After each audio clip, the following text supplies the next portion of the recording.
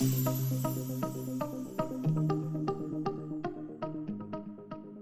name is Claeys, Johan Claeys. I am from Tractebel Engineering, which is part of the LNG group. And at Tractebel Engineering, I am a technical advisor for gas pipelines and turbines.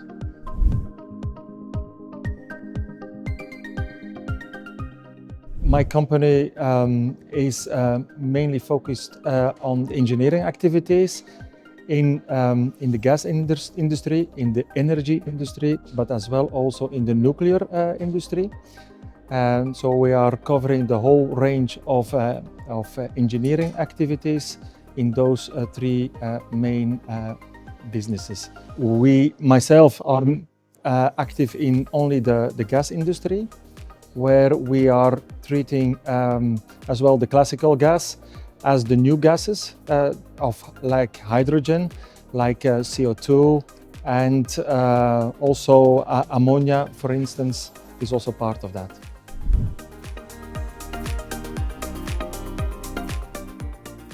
LNG has an important role to play in this transition, as currently the technologies for carbon capture and for hydrogen production, who might replace these carbon fuels, are not yet completely mature enough to replace the complete carbon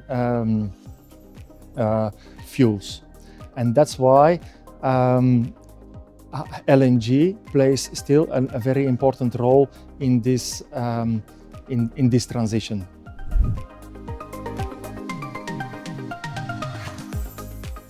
If investments in these new molecules are going to be effective, and this probably with the support of the necessary governments, I do believe that the new green molecules will at last replace the carbon fuels. I believe that the timeline, however, today is not yet there, and we still need perhaps 2 decades before the complete transition to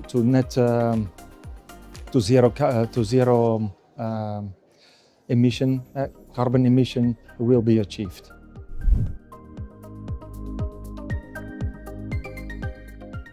I don't think that there are major risks for the LNG market. Perhaps you can see it you have to see it more in a global. For Europe, I don't see many risks. There is few LNG coming from the region where we have now some disturbance coming to Europe, and that can be replaced by the ones coming from the West. So on that point of view, in Europe, I don't see any risks.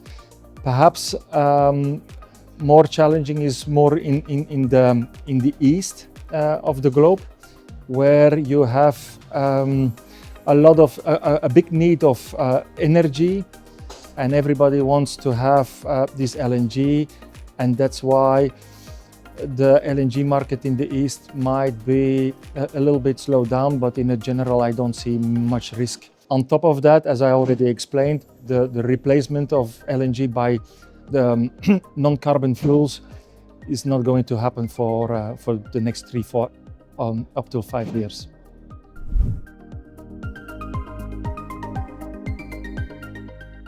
Well, if there is a trend, and where we should be hopeful that one day this might develop, is the utilization or the e-fuels. Let me say it like this: the e-fuels, which is a combination of the carbon you have captured and the hydrogen, the green hydrogen, of course. Then where you can combine this to the new the fuels of tomorrow, the e-fuels as we call them. And this is something I strongly believe in it. Although, as I already said, for that you need carbon, you need CO2. You have to capture your CO2, and on the second point, you have to have hydrogen. Both aspects which are still under development. But I I have a strong belief that in this and 10 years we are progressing very rapidly to achieve these goals.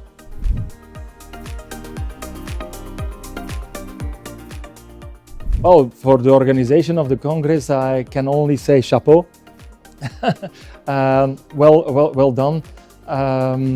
As well up front of the Congress, where we have been informed of all the persons who are going to participate to this event.